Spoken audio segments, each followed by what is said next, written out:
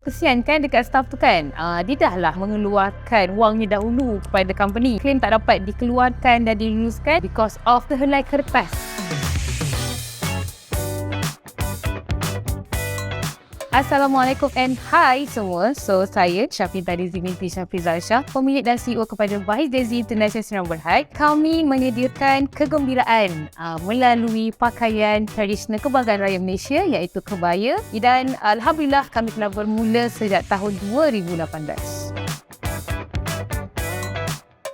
Sebelum ni, kami menggunakan punch card dan juga form. Dua masalah yang kering berlaku iaitu tim direkodkan sebagai lambat sebab terpaksa menunggu waktu time beratur, dan kedua, tim HR saya terpaksa chat setiap hujung bulan. Bagi saya, sistem itu tidak efisien dari segi masa sebab tim HR kami terpaksa chat satu persatu.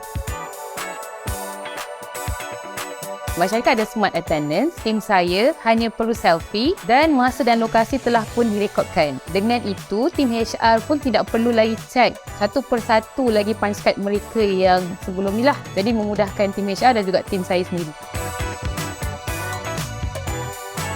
Soal awal penubuhan hanya gunakan yang manual saja, iaitu Google Sheet yang sedia ada percuma, dan juga form lah kertas. HR ni dia melalui pelbagai legal body, maksudnya ada KWSP, ada EIS, ada SOSO, and gaji itu sendirilah.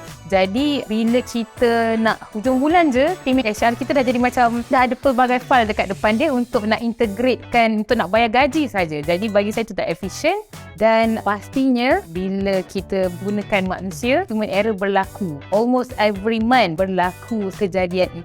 Dia boleh jadi terkurang, terlebih bila sewaktu pengiraan gaji bila melibatkan setiap pekerja tersebut. Selepas kita guna masyarakat, saya perasan satu perkara yang saya tanya kepada tim HR saya, mana file-file yang sebelum ni yang penuh dekat dalam rak kan? Apa yang dibagi tahu, kenapa nak kena install checkpoint, semua dah ada dalam masyarakat. Masyarakat menyimpan semua database pekerja kita semuanya. Dia mengurangkan human error yang sebelum ni kita hadapi almost setiap bulan. Bercakap mengenai cuti kan, proses manual bukan form. Orang kata borang cuti lah, kadang-kadang tak sampai kepada HR, jadi tak approve. Jadi tiba-tiba pekerja rasa tak best, pekerja rasa macam kenapa cuti saya tidak diluluskan, padahal bukan tak nak bagi, benda tu tak sampai. Jadi misunderstand berlaku dekat situ. Sekarang, bila dari masyarakat, sistem permohonan cuti itu lebih mudah. Hanya satu proses sahaja yang perlu mereka buat, iaitu apply di aplikasi masyarakat. Dalam masa yang sama, kita ada kalender dalam masyarakat itu. Dengan sistem tersebut, manpower planning kami lebih efisien. Isu claim ni lebih kurang sama macam isu cuti lah. Jadi bila dia sampaikan borang claim tu kepada leader dia, mungkin leader tak sempat nak sampaikan kepada tim HR. Jadi misunderstand berlaku, claim tak dapat dikeluarkan dan diluluskan. Jadi dia ada misunderstand antara pekerja dan juga company. Kesian kan dekat staff tu kan. Dia dah lah mengeluarkan wangnya dahulu kepada company, dan kita tak dapat nak detect because of the helai kertas tersebut.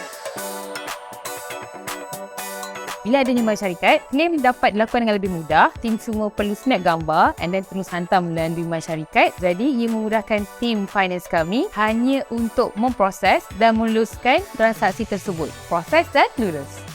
Saranan saya kepada owner syarikat di luar, kenapa anda perlu memilih masyarakat adalah disebabkan yang pertama iaitu mudah. Semua database pekerja kita dalam satu aplikasi tanpa memerlukan pelbagai file lagi. Kedua, lebih cepat. Dan ketiga, of course, yang paling disukai oleh majikan semua, menjimatkan kos.